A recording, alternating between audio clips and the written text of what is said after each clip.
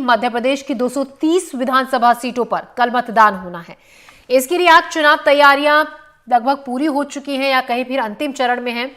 कल होने वाले विधानसभा चुनाव से पहले चुनाव अधिकारियों को मतदान सामग्री वितरित की जा रही है। विधानसभा की सभी 230 सीटों के लिए मतदान सुबह 7 बजे शुरू होगा और शाम 6 बजे तक ये चलेगा। वोटों की गिनती 3 दिसंबर को होगी। इस बार मध्य प्रदेश में काफी रोमांचक मुकाबला देखने को मिल रहा है।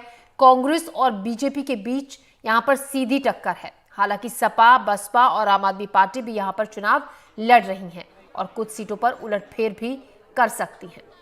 तो आप देख रहे हैं तैयारी आखिरी चरण में है। जिन कर्मचारियों की ड्यूटी लगी है मतदान केंद्रों पर, प्रॉपर ट्रेनिंग उन्हें दी गई। अब मतदान केंद्रों पर अंतिम चरण में तैयारियां हैं। छत्तीसगढ़ में दूसरे चरण के मतदान को लेकर प्रशासन ने अपनी कमर कस ली। अगर छत्तीसगढ़ की हम बात करें, पहले चरण का मतदान हो चुका है। इसी सिलसिले में सूरजपुर जिले में विधानसभा में दूसरे चरण के मतदान के पहले 3000 से ज्यादा मतदाता कर्मी मतदान केंद्रों के लिए रवाना हो गए। यहां पर ITI भवन को बनाया गया है strong room.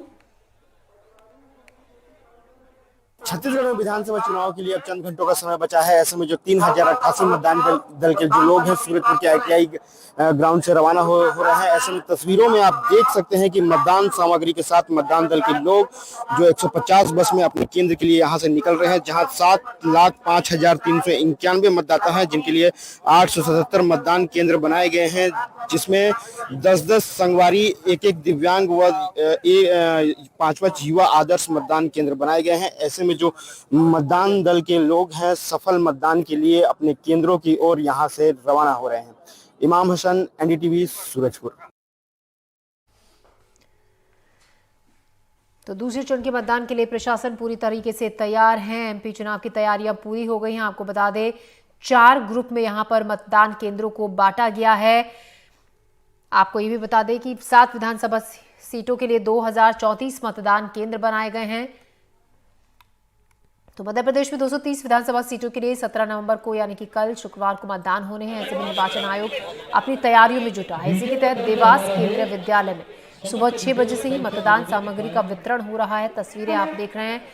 Dewas collector Rishabh Gupta की निगरानी में मतदान सामग्री का वितरण किया जा रहा है। इसके लिए कड़ी सुरक्षा इंतजाम है। दौरान देवास कलेक्टर ऋषभ गुप्ता से हमारे सहयोगी अरविंद चौकसे ने बातचीत की। क्या कहा उन्होंने, आइए देखते हैं। नमस्कार, मैं हूं अरविंद चौक से। आप देख रहे हैं NDTV मध्य छत्तीसगढ़। इस वक्त मैं खड़ा हूं देवास के केंद्रीय विद्यालय में, जहां पर मतदान दल आ चुके हैं। देखिए किस तरह से मतदान जो कल मतदान है, मतदान कराने के लिए जो टीम है यहाँ पर मौजूद है आ चुकी है। और यहाँ पर जो मतदान की जो सामग्री है वो किस तरह से बट रही है। देखिए किस तरह से हम अपने दर्शकों को दिखा रहे हैं। इस तरह से ये जो EVM मशीन है और पूरी जो सामग्री यहाँ से बट रही है। हमारे साथ यहाँ पर देवास कलेक्टर ऋषभ गुप्ता जी यहाँ पर स्टेज पर हम उनसे बात करेंगे किस प्रकार से कितने सामग्री बटी। सर, कौन सा स्थान है और यहाँ पर क्या हो रहा है, पूरा विस्तार से आप बता दें। जैसा कि हम जानते हैं 17 को हमारा मतदान है, तो नेचुरली 16 को हमारा मतदान सामग्री का पूरा डिस्ट्रीब्यूशन है। देवास जिले में 5 विधानसभाएं हैं। 2 विधानसभाएं देवास और हाटपिपलिया का डिस्ट्रीब्यूशन देवास में रखा गया है। इसके अलावा सोनकच्छ, बागली एवं खातेगांव का डिस्ट्रीब्यूशन अपनी अपनी विधानसभाओं में ही आज हो रहा है। सर, किस तरह से कितने मतदान केंद्रों में सामग्री जाएगी और किन किन जो लोग हैं कितने बजे से आए हैं और आप कब से यहाँ पर बेटा सामग्री बट रही है। इस बार हमने 335 बसों का अधिग्रहण किया है, जिसमें सुबह 3 बजे से ही हमारी बस लग गई थी। मॉर्निंग में लगभग 5:30 के आसपास हमारे लोग आने चालू हो गए थे। सुबह से ही मतदान सामग्री टेबल्स पे पहुंचाई गई है और अब स्ट्रांग रूम्स खुलने के बाद में हमारे जो EVMs हैं वो भी टेबल पर पहुंचाए जा रहे हैं। इस बार इस बात का विशेष ध्यान हम रख रहे हैं कि किसी को भी किसी प्रकार की लाइन में ना खड़ा होना पड़े, भले ही वो डिस्ट्रीब्यूशन की बात हो या फिर कल शाम को रिसीविंग की बात हो। टेबल्स पर ही पूरी प्रक्रिया होगी, जिसमें किसी को भी किसी प्रकार का इनकन्वीनियंस नहीं होगा। ये थे हमारे साथ देवास कलेक्टर ऋषभ गुप्ता, जिन्होंने साफ तौर से बताया EVM जो मशीन है यहाँ से वितरण हो रही है टेबलों पे। जो मतदान कराने की जो पूरी टीम है यहाँ पर आ चुकी है। देखिए किस तरह से ये मतदान जो सामग्री यहाँ से बटी जा रही है, मतदान जो कराने जा रही है पूरी टीम यहाँ पर आ चुकी है। और सुबह 6 बजे से यहाँ पर मतदान सामग्री बंटना शुरू हो गई है। देवास से अरविंद चौक से। तो तैयारियां लगभग पूरी हैं। आपको बता दें सुबह वोटिंग शुरू होगी मतदान केंद्रों पर। ए ग्रुप वाले मतदान केंद्रों पर 8 बजे से वोटिंग प्रक्रिया शुरू होगी, शाम 6 बजे तक ये जारी रहेगी। और ग्रुप बी, क्योंकि कई ग्रुप में बांटा गया है, इन पर मतदान केंद्रों पर सुबह 7 बजे से वोटिंग शुरू होगी जो 6 बजे तक चलेगी, जबकि ग्रुप सी पर सुबह 7 से वोटिंग शुरू होकर शाम 5 बजे तक चलेगी। इस तरीके से कुछ ग्रुप में डिवाइड किया गया है। अभी हम आपको दिखा रहे थे कलेक्टर ऋषभ गुप्ता की रिपोर्ट, जिसमें वो बता रहे थे कि किस तरीके की तैयारियां हैं, क्या इंतजाम किए गए हैं। सुरक्षा काफी कड़ी की गई है। ये हम आपको तस्वीरें दिखा रहे हैं उन केंद्रों की जहां पर मतदान केंद्रों से जो संबंधित सामग्री है उसको वितरित किया जा रहा है। हमारे साथ इजहार खान हमारे संवाददाता जुड़ गए हैं और हमारे साथ देवश्री माली हमारे साथ ग्वालियर से जुड़ गए हैं। देव, सबसे पहले सवाल आपसे है कि अगर हम कल की तैयारियों की बात करें, किस तरीके की तैयारियां वहां पर पूरी कर ली गई हैं, क्योंकि अभी हम तस्वीरें देख रहे थे मध्य प्रदेश से जहां पर तैयारियां लगभग अंतिम चरण में है कल की। देखिए, हम इस समय एमएलबी कॉलेज में है ग्वालियर के, और यही एमएलबी कॉलेज स्ट्रांग रूम है। आप देख रहे हैं कि ये सारी बसों की लंबी लंबी कतारें लगी हुई हैं। 1000 बसों को अधिग्रहित किया गया है इस काम में, और सुबह 6 बजे से अगर हम देखेंगे तो यहाँ से मतदान दलों का रवाना होना शुरू हो गया है। ये मतदान दल देखिए बड़ी संख्या में लोग ईवीएम लेके यहाँ से निकल रहे हैं। सुबह से ही यहाँ से जो है इनका आना जाना शुरू हो गया था। और ये अभी जो पहले चरण में जो ईवीएम रवाना की जा रही है वो ग्रामीण क्षेत्रों की है, क्योंकि ग्वालियर जो है ना 6 विधानसभा क्षेत्र है ग्वालियर जिले में, और यहाँ 3 विधानसभा क्षेत्र ग्रामीण क्षेत्र में पड़ते हैं और 3 सिटी में है।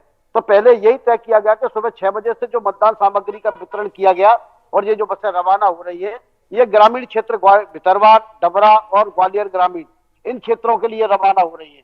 और इसके बाद जो है ना लंच होगा, और लंच के बाद दोपहर में जो है ग्वालियर शहर की 3 विधानसभा क्षेत्रों के लिए रवाना होंगी गाड़ियां। तो ये जो स्थिति है, ये ग्वालियर जिले में 1633 मतदान केंद्र बनाए गए हैं, और इन पर लगभग हर मतदान केंद्र पर 5 लोगों की ड्यूटी लगाई गई है। और बड़ी सुरक्षा यहाँ भी अगर आप देखेंगे तो सुरक्षा के व्यापक इंतजाम किए गए हैं। लगभग 1 किलोमीटर दूर से यहाँ जो लोग हैं बैरिकेड लगाए गए हैं, बैरिकेड लगा के ये रोक दिए गए हैं। पर कोई भी वाहन यहाँ जो चुनाव ड्यूटी में नहीं है, ना वो वाहन ना ही कोई व्यक्ति यहाँ आ सकता है। लगातार इसके पूरे एमएलबी कॉलेज के आसपास पुलिस की गाड़ियों से पेट्रोलिंग हो रही है, अधिकारी आ रहे हैं, ये गाड़ियों से पेट्रोलिंग की जा रही है, और लोगों को बाकायदा वहाँ चार्ट लगाया गया किस बस में जाना है। और इस बार सबसे बड़ा बदलाव ये किया गया है कि मतदान दलों को परेशानी ना हो, इसलिए जहां मतदान दल के जगह निश्चित है उसी जगह पर बैठकर उनको सामग्री दी जा रही है। जी ज्योति जी, देव बने रहेगा हमारे साथ अमृतांशी जोशी भी जुड़ गई हैं भोपाल से, और इजहार खान भी हमारे साथ हैं भोपाल से। इजहार, सवाल आपसे, क्या आप, क्योंकि यहाँ पर शांतिपूर्ण तरीके से मतदान कराने के लिए बाकायदा फ्लैग मार्च भी निकाला गया, सुरक्षा काफी कड़ी कर दी गई, किस तरीके के इंतजाम आपको नजर आ रहे हैं? बिल्कुल, देखिए मध्य प्रदेश में शांतिपूर्ण चुनाव कराने के लिए और जो मध्य प्रदेश निर्वाचन आयोग है उसने अपनी तैयारियां पूरी कर ली है, और हर जिले में जो प्रशासनिक अधिकारी हैं और जो पुलिस अधिकारी हैं, जो निर्वाचन द्वारा नियुक्त ऑब्जर्वर है और अन्य अधिकारी हैं, उनका कोऑर्डिनेशन बनाकर एक टीम गठित की गई है। ये टीम जो है विधानसभा स्तर से लेकर जिला स्तर तक गठित की गई है, और लगातार फ्लैग मार्च किए जा रहे हैं, जिससे कि जो माहौल है वो इस तरह का रहे कि आमजन बेखौफ होकर मतदान करे, उसे लगे कि शासन, प्रशासन और पुलिस हमारी सुरक्षा के लिए है।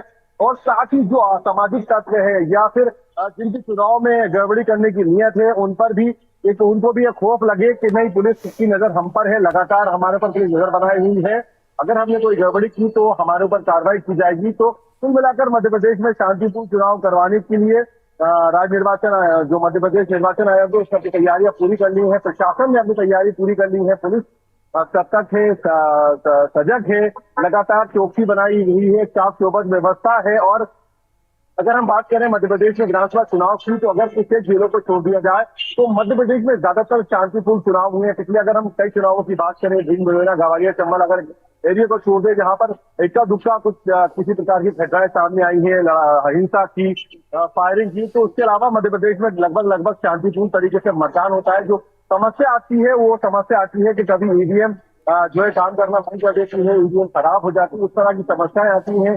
आरोप प्रत्यारोप लगते हैं, आरोप लगाया जाता है कि ईवीएम को हाईजैक कर लिया गया है, फूट कैप्चरिंग कर ली गई है। हालांकि जब उसकी जांच पड़ताल की जाती है तो वो जो सूचना है वो कहीं ना कहीं गलत निकलती है। तो कुल मिला के मध्य प्रदेश में जिस तरह से दावा किया जा रहा है, जो निर्वाचन आयोग से दावा किया जा रहा है कि शांतिपूर्ण तरीके से मतदान होंगे। हालांकि कुछ एक जिले ऐसे हैं जहां पर मतदान में गड़बड़ी हो सकती है, हिंसा की कुछ घटनाएं हो सकती है, स्वाभाविक है, क्योंकि कुछ जगहों को नेचर इस प्रकार का है। इजहार अमृतांशी हमारी संवाददाता भी हमारे साथ बनी हुई है। अमृतांशी, मध्य प्रदेश में अगर हम बात करें, बीजेपी कांग्रेस की अपने अपने गढ़ दोनों ही पार्टियों के हैं, लेकिन कुछ एक जगह ऐसे गढ़ हैं जिन पर जो अपनी पैठ बना लेता है वही सिकंदर एमपी का कहलाता है। क्या सियासी समीकरणों की अगर हम बात करें, क्या लगता है, क्या कहते हैं?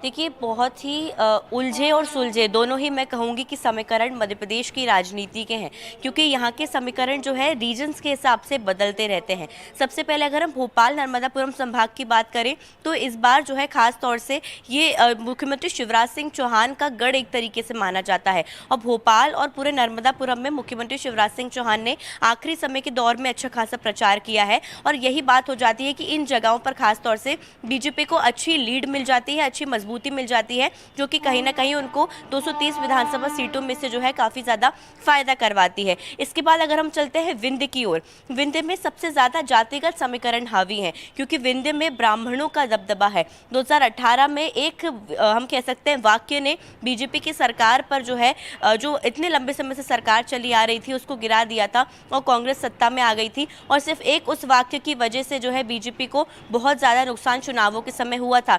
इसलिए इस बार विंध्य में खास तौर से तमाम बड़े नेता पहुंचे, ब्राह्मणों को साधने की कोशिश की गई, जातिगत समीकरणों को साधने की कोशिश की गई, क्योंकि विंध्य में खास तौर से अगर हम बात करें तो जो निचली जातियां हैं, जो ब्राह्मण हैं, वो काफी ज्यादा दबदबा पूरे जो है राजनीतिक समीकरण में रखते हैं। फिर आते हैं हम मालवा निमाड़ में, 66 सीटें यहाँ पर है, और मालवा निमाड़ जिसने फतेह कर लिया वो सीधा सीधा सत्ता का सरदार बन जाता है। यानी कि यहाँ की जो 66 सीटें होती हैं, क्योंकि आदिवासी बाहुल्य है और यहाँ की जो 66 सीटें हैं इसमें जो है खास तौर से बीजेपी ने बहुत ज़्यादा फोकस किया है, और कांग्रेस जो है वो खास तौर से इन पर इस तरीके से फोकस करती आई है कि भारत जोड़ो यात्रा का रूट भी मालवा निमाड़ से होकर निकला, और उसके बाद जो है तमाम जो बड़े नेता थे वो भी अलग अलग जगह पर पहुंचे। खासतौर से राहुल गांधी का मुख्य फोकस मालवा निमाड़ में रहा। ग्वालियर चंबल में इस बार अगर बात करें तो समीकरण 2018 के चुनाव के मुकाबले पूरी तरह बदल चुके हैं, क्योंकि एक महत्वपूर्ण कड़ी जिसने कांग्रेस को सबसे ज़्यादा सीटें ग्वालियर चंबल इलाके से 2018 में दिलवाई थी,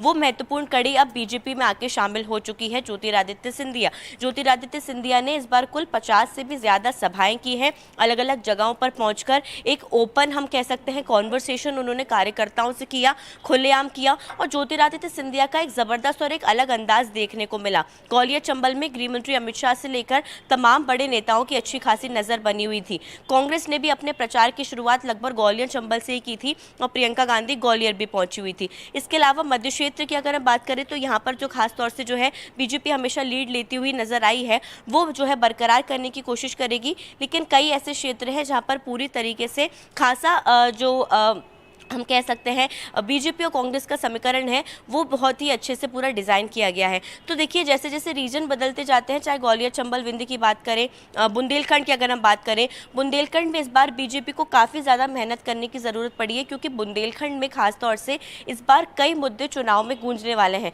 जो कि रोजगार है, पिछड़ापन है, क्योंकि बुंदेलखंड पिछड़ेपन से काफ़ी हद तक जो है वो गुजर रहा है, और बुंदेलखंड में बहुत ज़्यादा मेहनत की ज़रूरत है। भले ही यहाँ से 3 बड़े नेता आते हों, चाहे हम भूपेंद्र सिंह की बात करें, गोपाल भार्गव की बात करें, या फिर गोविंद सिंह राजपूत की बात करें, सभी अपने अपने क्षेत्रों में जो है वो लगातार मेहनत कर रहे थे, लेकिन बुंदेलखंड को जीतना भी इतना ज़्यादा आसान नहीं है।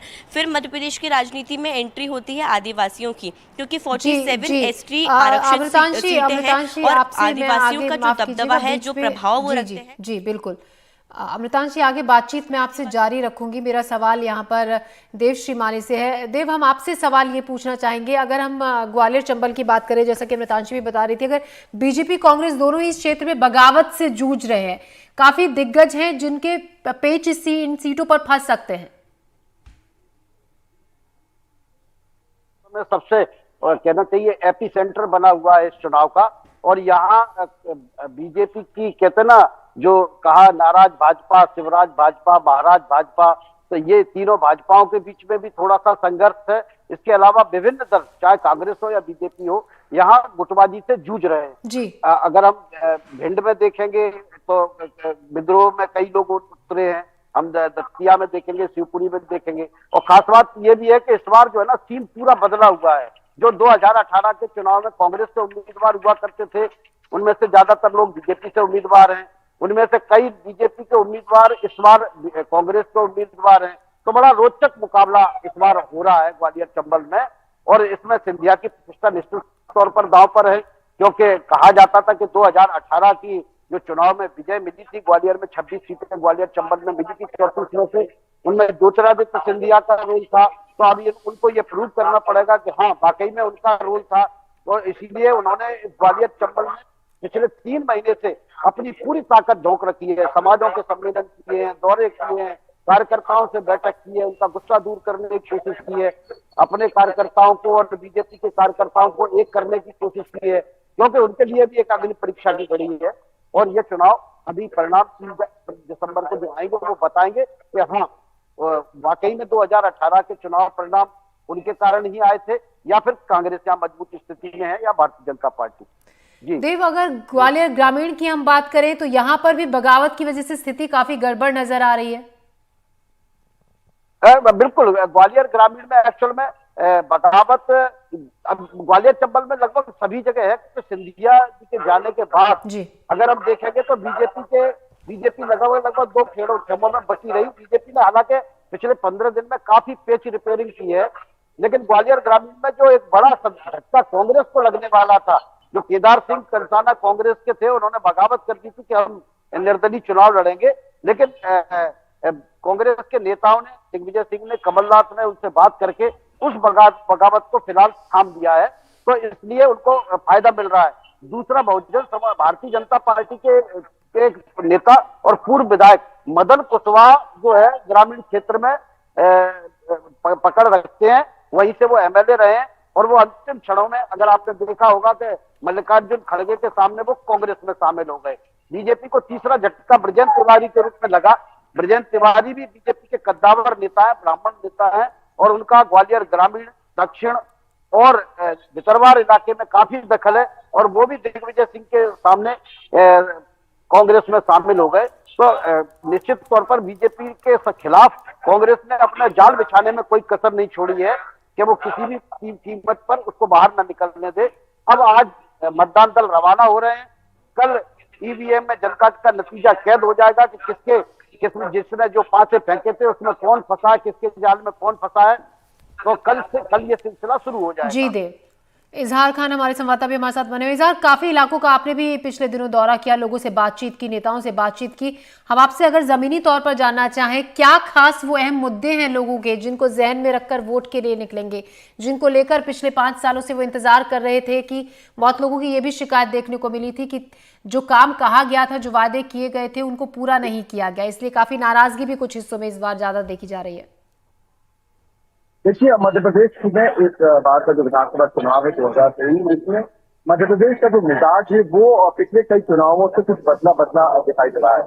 ये चुनाव दोनों ही पार्टियां, जो कांग्रेस और बीजेपी हैं, कहीं ना कहीं उनकी जो प्रतिष्ठा का सवाल है। अगर हम बात करें कांग्रेस की, तो कांग्रेस से कमलनाथ, जो कि एक केंद्रीय स्तर के नेता हैं, वो मध्य प्रदेश में भावी मुख्यमंत्री के रूप में प्रोजेक्ट किए गए हैं, और उन्होंने करीब 1 दर्जन अपने जो वचन दिए हैं वो ऐसे वचन हैं कि बच्चा अगर स्कूल जाता है, सरकारी स्कूल में पढ़ने से, वहां से लेकर यूथ अगर बेरोजगार रहता है वहां तक, महिलाओं, किसानों, ओबीसी आरक्षण और जो पेंशनर है, तो इनको लेकर जो उन्होंने 12 वचन दिए हैं, तो कहीं ना कहीं पूरी कांग्रेस उन 12 वचनों के आधार पर चुनाव लड़ रही है। मध्य प्रदेश की जनता को विश्वास दिलाने की कोशिश कर रही है कि अगर कमलनाथ पर वो भरोसा जताते हैं तो उनको इन 12 वचनों का लाभ मिलेगा। और जो बीजेपी है, कहीं ना कहीं वो इस बात को बता रही है कि कमलनाथ है, इन्होंने कर्जमाफी का वादा किया था और उन्होंने कर्जमाफी को पूरा नहीं किया, तो वो इन सब वादों को